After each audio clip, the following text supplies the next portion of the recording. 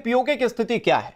PoK यानी कि पाक अधिकृत कश्मीर, और यहां पर लोगों की मांग जो थी उसे पाकिस्तान की सरकार को मानना पड़ा, या दूसरे लफ्जों में कहिए कि पाकिस्तान को अपने जुल्म सितम को छोड़ना पड़ा जो वो पीओके के लोगों पर लगातार करते आ रहे हैं। दूसरी तरफ भारत भी लगातार पाकिस्तान को उसकी हैसियत याद दिला रहा है, उसे ये बता रहा है कि पाकिस्तान भारत के आगे कैसे टिकता है।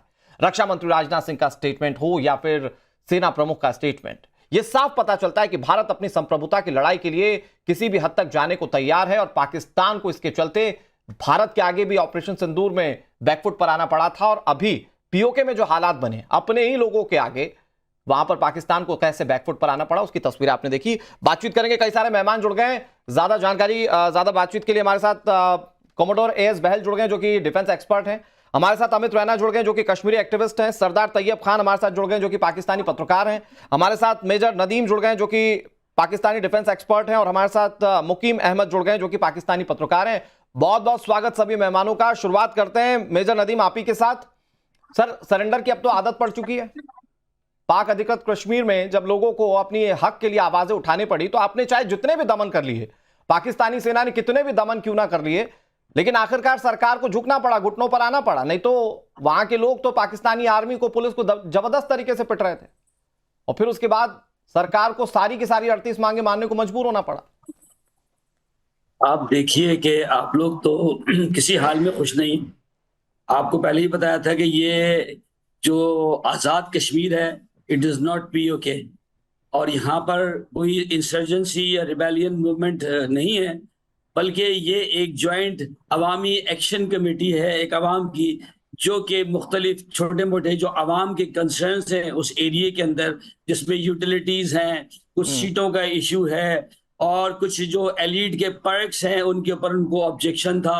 इस तरह के मुतफर्रिक किस्म के उनके कुछ मसाइल थे जिस पे उन्होंने ये एहतजाज किया। मेजर नदीम जी, आप बहुत संवेदनशील बातें करते हैं। नदीम साहब, तो क्या ये इतना छोटा मूवमेंट था तो पाकिस्तानी सरकार हिल गई इसी के इतने ही छोटे मूवमेंट की वजह से? क्योंकि हमें ये अच्छे से पता है कि शहबाज शरीफ को कैसे अपने कई मंत्रियों को भेजना पड़ा था, बातचीत के कई दौर यहां पर देखे गए थे। तो अगर ये इतना ही छोटा मूवमेंट था तो सरकार हिल क्यों गई वहां पर इस्लामाबाद में? कोई सरकार नहीं हिली, सरकार अपनी जगह है, निगोशिएशन भी हो गई, और अल्हम्दुलिल्लाह किस कीमत पर नेगोशिएशन हुआ सर? आपकी आर्मी पिटी उस इलाके में, किस कीमत पर नेगोशिएशन हुआ? आपकी पुलिस पिटी वहां पर, 12 वहां के लोगों की जान चली गई। आप इसको नेगोशिएशन कहते हैं और बहुत छोटा मामला कहते हैं, इसलिए पाकिस्तान की जगहसाई होती है सर। देखिए, छोटे मोटे इंसिडेंट होते रहते हैं, आप फोकस करें अपने लद्दाख के ऊपर, ठीक है, जहां इससे ज्यादा जाने जा रहे हैं। सर, हमारा लद्दाख बिल्कुल सेफ है, वहां के लोग बिल्कुल संतुष्ट हैं। आप लद्दाख की छोटी सी घटना पर इस तरह की चीजें नहीं कह सकते।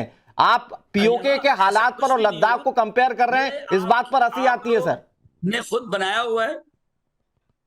पहली बात तो ये है कि वहां पीस प्रिवेल कर गया है, अब आपको उसमें बहुत तकलीफ हो रही है, मुझे पता है कि जो सर, वही तो मैं कह रहा हूं कि पीस प्रिवेल कर तो गया, लेकिन किस कीमत पर?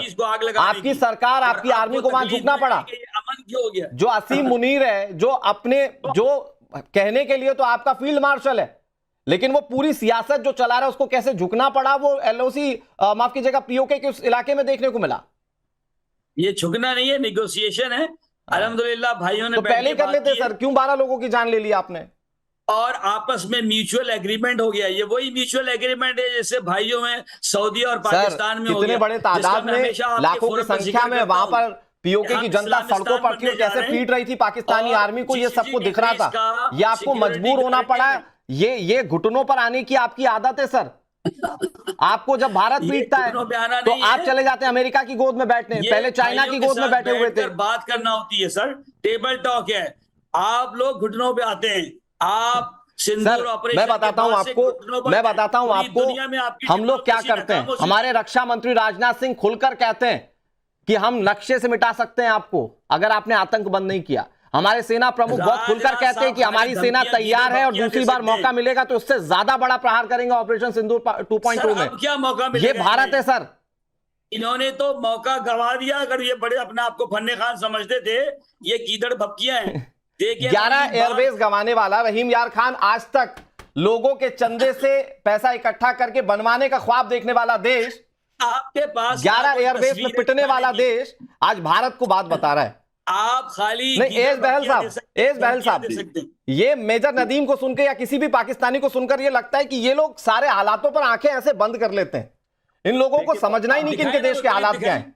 एज बहल, छोटा सा इंसिडेंट मैं बताता हूं। जब 1971 की लड़ाई चल रही थी, जहां 93,000 पाकिस्तानी सोल्जर्स ने सरेंडर किया था, तो एक दिन पहले भी ये कह रहे थे हम जीत रहे हैं। ये तो हमेशा ही जीतते हैं, हार को जीत बना के ट्रॉफी भाग लेने वाले यही लोग हैं। और किनकी बात कर रहे हैं आप? और एक चीज मैं बहुत क्लियरली बता रहा हूं आपको कि चाहे वो कारगिल की युद्ध था, चाहे वो 1971 का था, चाहे वो ऑपरेशन सिंदूर था, भारत ने हमेशा से ऐसा स्ट्रॉन्ग लेसन दिया है पाकिस्तान को कि उनकी आर्मी हमेशा से पिटी है, हमेशा भागी है अमेरिका के पास, हमेशा सरेंडर के लिए तैयार रहती है। लेकिन साथ में मैं एक चीज कहना चाहता हूं, और सबसे बड़ी, जो शौकत मीर है, जो जॉइंट अवामी एक्शन लीग के मेंबर है, इन्होंने क्या बोला? इन्होंने मुनीर को एक डायन की तरह कंपेयर किया। इन्होंने कहा कि ये वो डायन है जो अपने लोगों को खाती है, अपने लोगों को मारती है। और अगर आपको, मैं तो अपनी बात नहीं कर रहा हूं ना, ये तो मैं इनके एरिया की बात कर रहा हूं। और दूसरी बहुत अहम चीज, इन्होंने जो तीरा वैली के अंदर JF-17 लेके LS-6 प्रिसीजन गाइडेड बॉम्ब्स गिराए, 30 के करीब लोगों को, अपने लोगों को मार दिया, महिलाएं और बच्चे उसमें बहुत सारे थे। और आखिरी चीज मैं कहना चाहता हूं, मुनीर के हाथ में जो एक पट्टा है शहबाज शरीफ का, जब उन्होंने स्पीकर को भेजा वहां पे, ऐसा हुआ ही नहीं कभी इस व्यापक स्केल के अंदर जो लोग खड़े हुए हैं। मुझे वो दिन याद आ रहा है जो लश्कर तैयबा का रिजवान गया था गिलगिट बाल्टिस्तान में, जब सुलेमान शेख का जो फंक्शन चल रहा था, जूते मार के गिलगिट बाल्टिस्तान से उसको निकाला गया था। लोग तंग आ चुके इनके कहर से, लोग तंग आ चुके इनके। लेकिन बहल सर, मैं चाहूंगा 10 सेकंड में आप इस पर जवाब दीजिए। जब हम कहते हैं कि ये इतने मुश्किल भरे हालातों से गुजर रहे हैं, जहां पर इनको अपने ही लोगों के आगे घुटनों पर आना पड़ रहा है, ये कह रहे हैं बहुत छोटा सा मोमेंट है, जबकि सच्चाई ये है कि पाकिस्तान की सरकार हिल गई थी, कई मंत्रियों को आना पड़ा था POK के एरिया में। हजारों सैनिक इन्होंने भेजे, लेकिन हजारों से भी ऊपर संख्या में लोग आए थे आसपास के गांवों से या विलेजेस से, और साथ में सिटीज से, मुजफ्फराबाद के अंदर। इस बार उन्होंने कहा था हद हो गई है। एक छोटी सी बात बताता हूं, 127 हाइड्रो इलेक्ट्रिक प्रोजेक्ट हैं POK के अंदर, लेकिन 3 से 4 घंटे से ज्यादा बिजली नहीं आती। गेहूं के प्रोटेस्ट इनके 1 साल से चल रहे हैं, इनको खाद्य पदार्थ नहीं मिलते, इनके रिसोर्सेस का इस्तेमाल किया जाता है पाकिस्तान पंजाब के अंदर। मेजर नदीम तो बोलेंगे इनकी और सर, इनके लिए नेगोशिएशन का मतलब क्या है? करोड़पति बन रहे हैं। सर, मैं कहूंगा सारे पैनलिस्ट को प्लीज स्क्रीन पर ले आइएगा। इनके लिए नेगोशिएशन का मतलब क्या है? एक मिनट नदीम सर, एक मिनट। नेगोशिएशन का मतलब क्या पाकिस्तान के लिए? जरा आज देश की जनता देखे। नेगोशिएशन का मतलब है, पहले आपने जुल्म किया अपनी आर्मी के जरिए POK की जनता पर, फिर आपने 38 की 38 मांगे मान ली। मतलब ऐसा पहला नेगोशिएशन होगा, सरदार तैयब खान, ऐसा पहला नेगोशिएशन होगा जिसमें सारी मांगे मान ली गई, सरकार को बैकफुट पर आना पड़ा, फिर सरकार कह रही है साहब नहीं साहब ये नेगोशिएशन है। ऐसा कौन सा नेगोशिएशन होता है जिसमें आपको सारी मांगे मान लेनी पड़ती है? आपकी कहीं चलती ही नहीं है। लोग कहते हैं जब तक नहीं मानोगे तब तक हम नहीं मानेंगे, और फिर आपको डर कर थर-थर कांप कर आपको मानना पड़ता है नहीं साहब हाथ जोड़ते हैं, आपकी 38 की 38 मांगे हमारे सराखों पर। ये कौन सा नेगोशिएशन? देखिए, बात यह है कि आजाद कश्मीर के लोग जो है वो आजाद हैं और उनको आजादी के मुकम्मल हक हासिल है, और अपनी आजादी के साथ जो है वो एहतजाज करते हैं और उन्होंने अपना एहतजाज रिकॉर्ड करवाया है। अब यही सूरत हाल मकबूजा कश्मीर में अवाम की आवाज दबाई जाती है, उन पर जुल्म सितम किया जाता है, लेकिन आजाद कश्मीर में ऐसा कुछ भी नहीं है। वहां उनके आवाज नहीं दबाई जाती, वहां उन पर जो है वो सेंसरशिप नहीं की जाती, जबकि मकबूजा कश्मीर में लोगों को सीधी गोलियां या कब्र में डाला जाता है। यहाँ वो ये काम नहीं होता, और पुरअमन एहतजाज करते हैं लोग, और वो उन्होंने कोई रियासती के खिलाफ एहतजाज नहीं किया, अपने हकूक के हवाले से एहतजाज किया, जो कि तमाम मुल्कों में एहतजाज होते हैं। तो अगर उस जिसको आप आजाद कश्मीर कह रहे हैं और जो कि भारत का हिस्सा है, जो पाकिस्तान अधिकृत कश्मीर है, पाक ऑक्यूपाइड कश्मीर है, मैं कह रहा हूं तैयब खान साहब, आप ये मानेंगे कि पाकिस्तानी सरकार और पाकिस्तान की जो आर्मी थी वो वहां पर लोगों के साथ ज्यादती कर रही थी, इसके चलते वहां पर लोगों को सड़कों पर उतरना पड़ा? क्या यही पाकिस्तान की सरकार और आर्मी का असली चेहरा है कि वो अपने लोगों पर ज्यादती करते हैं और अपने लोगों को मारते हैं? आप लोग वहाँ जो है काबिज हैं, हम उसको भी नहीं छोड़ेंगे इंशाल्लाह। आपसे मकबूजा कश्मीर भी लेंगे। आप वो जो वहाँ जो इंटरनेशनल वायलेशन कर रहे हैं, ह्यूमन राइट्स की जो वायलेशन कर रहे हैं, तैयब खान जी सुनिए ना, अगर आपको आवाज आ रही है, मैं ये कह रहा हूं कि आप ये कह रहे हैं कि अपनी आजादी के लिए, अपने हकूक के लिए अगर किसी ने आवाज उठाई है तो आप ये मानेंगे ना कि पाकिस्तानी सरकार और पाकिस्तानी आर्मी ने जुल्म सितम किया था, इसके चलते वहां पर पीओके के लोगों को सड़कों पर आना पड़ा। यही पाकिस्तान की सरकार का और पाकिस्तान की आर्मी का असली चेहरा है। बिल्कुल। और मारा तो नहीं बहन सर, एक मिनट, तैयब खान जवाब दे रहे हैं। झूठ फैला रहे हैं, अपने चैनल पे बैठ रहे, सब दुनिया जानती है कि आप मोदी मीडिया झूठ प्रोपेगेंडा करने सर ऐसा है कि आप जिस तरह से कटोरा लेकर पूरे दुनिया में घूमते हैं ना, इसमें भारतीय मीडिया का कोई लेना देना नहीं है। ये आप पूरे वर्ल्ड के सामने एक्सपोज हो चुके हैं। सुनिए, आपकी असलियत क्या है पता है? जब आप ऐसे 6-0 दिखाते हैं ना, तो आपकी असलियत क्या है? जब आपसे पूछा जाता है किसी बड़े चैनल पर, आपके मंत्री से पूछा जाता है दिखाइए साहब फोटो दिखा दीजिए, वो कहते हैं मैंने सोशल मीडिया पर देखी है। तो ये पाकिस्तान जो आजकल सोशल मीडिया पर ही चल रहा है, जो उठते बैठते सोशल मीडिया के वीडियो देखकर पाकिस्तान को द ग्रेट पाकिस्तान समझता है, वो पाकिस्तान भारत को कम से कम ना सिखाए। और आपकी हैसियत क्या, मैं एक बार फिर याद दिलाता हूं, हमारे रक्षा मंत्री राजनाथ सिंह और सेना प्रमुख के बयानों को याद कीजिए। वो कह रहे हैं अगर हमारी संप्रभुता की बात हुई, तो हम फिर घुसकर मारेंगे। मुकीम अहमद साहब, भारत ने ये बिल्कुल क्लियर कर दिया। और क्या भारत की इसी क्लियरिटी की वजह से ही पाकिस्तान सरकार को झुकना पड़ा क्या, कि भैया अपने लोग भी सवाल उठा रहे हैं? इधर से भारत भी ये क्लियर कह चुका है कि ऑपरेशन सिंदूर 2.0 हुआ तो पहले से ज्यादा आक्रामक होगा। और क्या यही वजह थी कि नेगोशिएशन नहीं, पूरी तरह से पाकिस्तान की सरकार को पीओके में घुटने पर आना पड़ा, जब उसके लोग खुद ये मांग कर रहे थे कि हमारी ये मांग मान लीजिए? मुकीम अहमद, डिफेंस मिनिस्टर का बयान भी जरा बता दीजिए। उन्होंने ये कहा है कि अब की मर्तबा को हरकत की तो इंडिया को राफेल के मलबे में दफनाएंगे। तो आप राजनाथ सिंह को लेके आप शोर मचाना, सरदार जी आपसे जब पूछा गया, मुकीम अहमद जी, आपसे जब पूछा गया कि आप लाइए फोटो लाइए, तो आप तो सोशल मीडिया की बात कह रहे थे। सुनिए ऐसा है ना, सुनिए ऐसा है ना, तकनीक आपके पाकिस्तान के मदरसों में तकनीक अभी तक नहीं आई होगी। भारत का बच्चा आज उस तरह से एआई वीडियोस बनाकर दिखा देता है सोशल मीडिया पर। आप भारत आइए, थोड़ा सा सीखिए कुछ। यहाँ का बच्चा उस तरह के एआई वीडियोस दिखा देता है। यार आप सांस ले लो, आप सवाल करो, भाषण दे रहे हो सारा वक्त में 17 मिनट हो गए। मैं झूठ इंडोर्स नहीं करूंगा ना, ये पाकिस्तान में होता होगा कि झूठ इंडोर्स होता होगा, भारत के चैनल में झूठ इंडोर्स नहीं होता सर। आप मुझे बात तो करने देना। इंडोर्स तो तब हो जब हमें को आप मुझे पोजीशन लेने दें। हाँ, 40 करोड़ इंडियन जो है सर, आप पोजीशन क्या लेंगे? सॉरी सर, मैं बीच में रोक रहा हूं। आप पोजीशन क्या लेंगे? कभी अमेरिका की गोदी में बैठे हैं, कभी अरब की गोदी में बैठे हैं, आप पोजीशन क्या लेंगे? आप पोजीशन की बात करें। खैर, जल्दी बात करिए अपनी सर प्लीज। 40 करोड़ इंडियन जो है ना, सुबह रेलवे लाइन पे बैठा हुआ होता है। आप हमें बता रहे हो एआई से फिल्म बन रही है।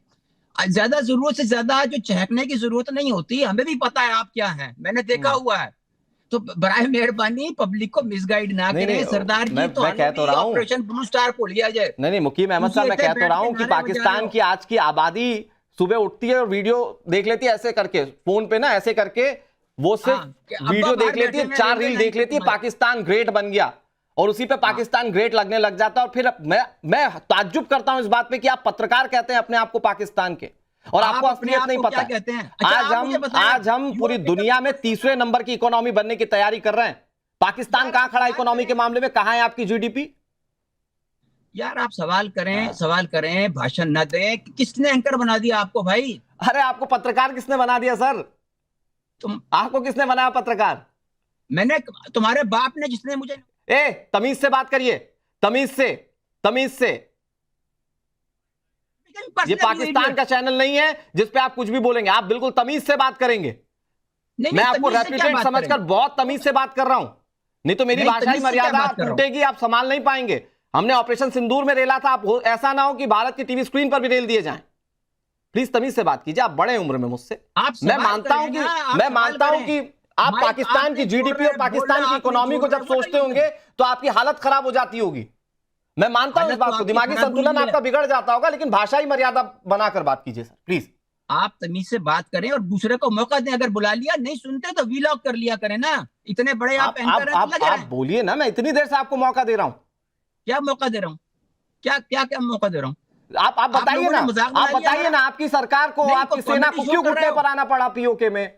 38 की 38 मांगे मान लेंगे आप? आपसे किसने कहा 38 मांगे मांग ली? हाँ, आप बताइए फिर। 5 मांगे बता दें, चलें, जो आप 38 कह रहे हैं उसमें से सुनाइए मुझे। चलिए, कौन सी? मैं तो सारी गिना दूंगा, इशू ऑफ मैं सारी गिना दूंगा 38 की 38 जिस पर आप लोग मान गए वहां की जनता के लिए। देखिए, जब आप पिट रहे थे ना, मैं सारी आपको गिनाऊं? आप दिखाएं, झूठी दिखाएं। चलिए गिनाइए जी, दिखाएं, गिनाइए दिखाएं। गिनाइए। एक क्लिप दिखाएं आप जिसमें बार फौजी बार नजर आए। सेना का जिक्र कर रहे हैं, हाँ एक क्लिप बार बार दिखाएं आप कह रहे हैं कि जिसमें फौजी सेना वहां थी, सेना वहां थी नहीं। नजर आए। It was a local issue, local government का इशू था, सीट्स का इशू था, हाँ हेल्थ का इशू था, वो उन्होंने मांगे पूरी कर दी। आप ये उसको बता रहे हैं कि जैसे वहां आर्मी को मार पड़ गई, हाँ। आर्मी वहां थी, आर्मी का कोई इशू ही नहीं था। हाँ this was a local issue. नहीं, आप ये इसको इस डिस्टॉर्ट कर लोकल रहे इशू हैं, में आप बिना वजह नहीं स्टोरियां सुनिए ना गढ़ मुक्की रहे अहमद जी, इस लोकल इशू में पाकिस्तान के कई मंत्रियों को जाना भाई, पड़ा आपको पीओके क्या के एरियाज में। परेशानी है? इस लोकल इशू आपको में क्या पूरी आर्मी को आपको उतारना पड़ा, और उसके बाद आप लोगों ने पीओके के 12 लोगों की जान ली है साहब। अमित रैना जी, ये लोकल इशू है क्या इनके लिए? और मुझे इसको थोड़ा ब्रॉड पर्सपेक्टिव में समझाइए कि एक तरफ तो ये लोग पिट रहे थे पीओके के लोगों से, और दूसरी तरफ हमारे रक्षा मंत्री और हमारे सेना प्रमुख ने क्लियर कर दिया कि हम अपनी संप्रभुता के लिए पहले से ज्यादा बड़ा हमला करेंगे, पहले से ज्यादा आक्रामक हमला करेंगे हम। अमित रैना जी। नहीं देखिए, नहीं वो तो करेंगे ही करेंगे, क्योंकि पीओ जो पाकिस्तान अधिकृत मकबूजा जम्मू कश्मीर है वो हमारे लोग हैं, और उन पे जुल्म होगा तो हम रिएक्ट करेंगे। बात यह है कि पाकिस्तानी झूठ कितना बोलते हैं। शुरुआत उन्होंने करी कि वो आजाद जम्मू एंड कश्मीर है। अगर वो आजाद जम्मू एंड कश्मीर है तो आपकी फौज, आपके प्रधानमंत्री क्यों इन्वॉल्व उस नेगोशिएशन में? आपके मंत्री क्यों जा रहे हैं गांव गांव में? आपके फौजी क्यों मारे जा रहे हैं पाकिस्तान अधिकृत जम्मू कश्मीर में?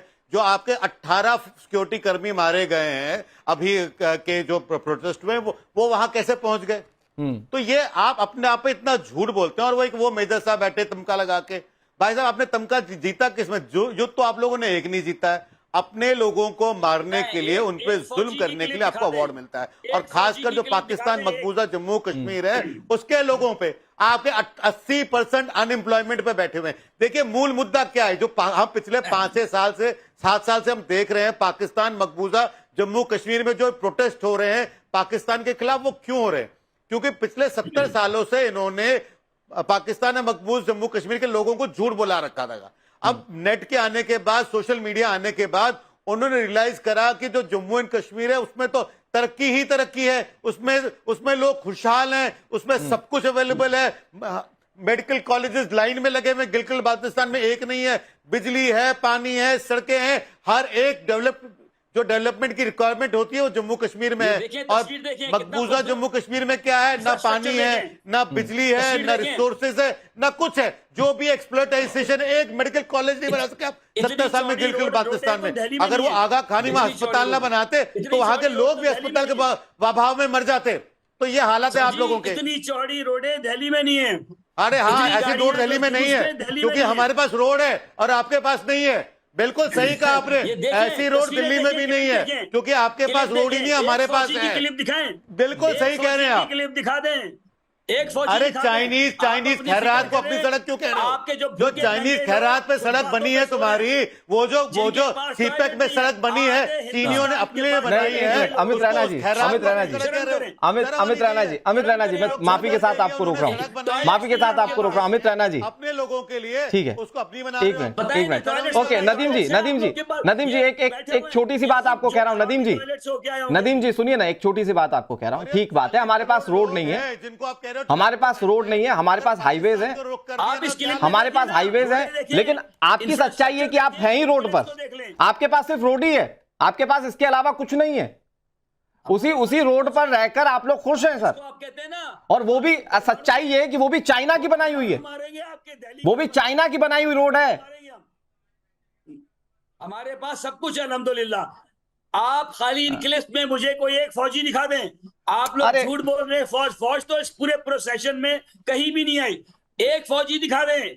इसी तरह से आप कह रहे हैं एयरपोर्ट तबाह कर दिए। कौन सा एयरपोर्ट? दिखाए ना क्लिप, अभी सुनिए ना, ऐसा है। रोड ये जो 18 लोग 18 सुरक्षा कर्मी मरे, ये कौन है? जमीन में ये कौन सा 18 सुरक्षा कर्मी है जो मारे आप लोगों ने? जो आप लोगों को इतना डर क्यों लगा इस बार? क्योंकि आपने देखा कि हमने 65 लोग मार दिए हैं, उसके बाद भी मकबूजा जम्मू कश्मीर के लोग नहीं रुक रहे हैं, इसलिए रुक रहे हैं। और उन्होंने 18 सुरक्षा कर्मियों को मार दिया, इसलिए आपकी सरकार, जो पाकिस्तान की सरकार है, वो डर के मारे 38 के 38 पॉइंटों पे समझौता करने को तैयार हो गई। क्योंकि आपने देखा कि अगर इसको हम नहीं रोक पाते हैं आज, तो हमारे हाथ से मकबूजा जम्मू कश्मीर भी चला जाएगा। गिलगिट बाल्टिस्तान तो जा ही रहा है, मकबूजा जम्मू कश्मीर में जाएगा।